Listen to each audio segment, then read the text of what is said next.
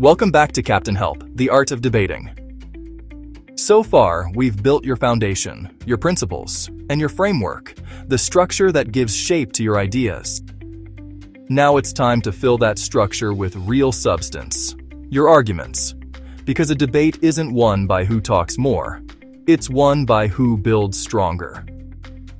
A good argument is simple. It's made of 3 parts, just like a solid brick. Part 1, the claim. What you believe.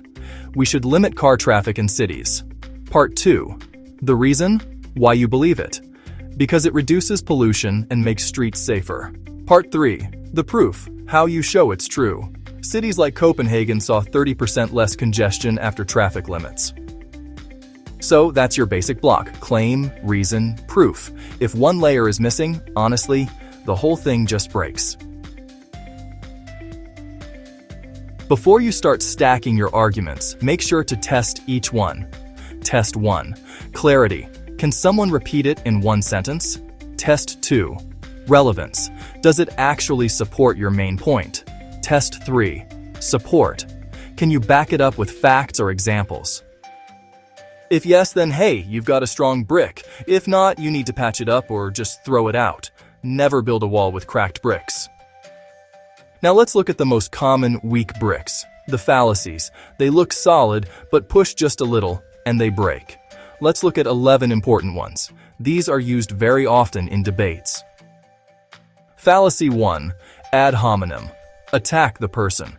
You can't trust her view on economics. She's a teacher, not a banker. You're attacking the person, not the idea. Fallacy 2. Strawman, the fake version. You want fewer cars, so you want to ban driving. You twist someone's words into something easier to attack. Fallacy 3. False cause, wrong connection.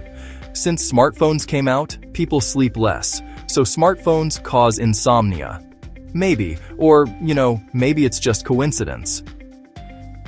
Fallacy 4. Bandwagon. Everyone says so, everyone knows this works. But honestly, popularity is not proof. Fallacy 5. False dilemma. Only 2 options.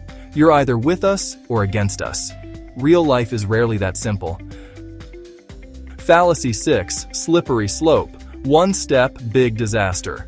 If we let students redo one test, soon they'll demand to redo them all. That's fear, not logic. Fallacy 7. Appeal to emotion. Heart over head. Think of the poor animals. Emotions matter, but they don't replace evidence. Fallacy 8. Circular reasoning. Talking in circles. He's the best candidate because he's better than the others. That's not proof.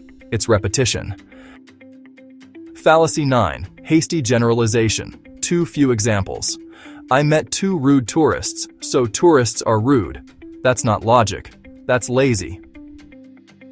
Fallacy 10. Red herring. Distraction. Sure, pollution is bad, but what about jobs? You've changed the subject. Fallacy 11. Appeal to authority, the celebrity expert. A famous actor says this vitamin cures cancer. Fame isn't science. A weak argument is like a shiny brick made of sand. It looks good until you lean on it. Now, how do you spot these weak bricks in real life? Fast. Here are 5 easy tools you can use right away. The so what test. Ask. Even if that's true, does it actually prove the point? If not, it's probably a fallacy. Everyone believes it.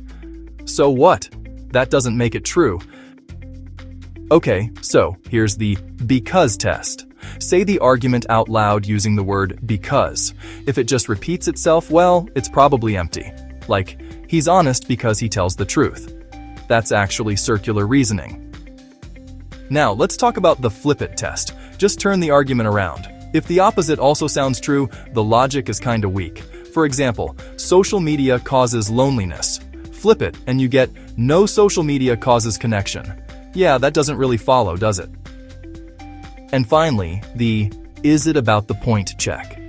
Ask yourself, is this about the actual issue, or is it just about the person? If it's about the person, it's probably off track. Like, you can't trust him, he's rich. That's what we call an ad hominem. Now, let's talk about when your logic fails one of these tests. If it does, well, it's not a brick, it's a balloon. And hey, if you find a weak argument in your own wall, that's actually good. It means you're learning.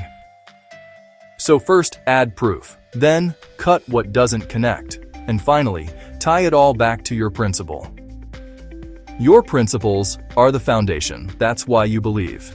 Your structure is the framework, basically, how you organize. And your arguments, they're the building blocks, what you actually build with.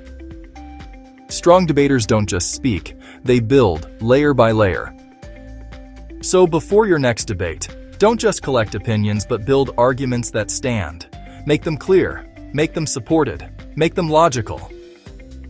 Because when you can spot weak bricks, you can build stronger ones.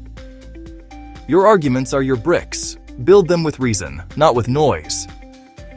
Next time on The Art of Debating, Rhetorics, how to paint your house, open the windows, and make your message shine. This was Captain Help. Thanks for watching and hope to see you next time.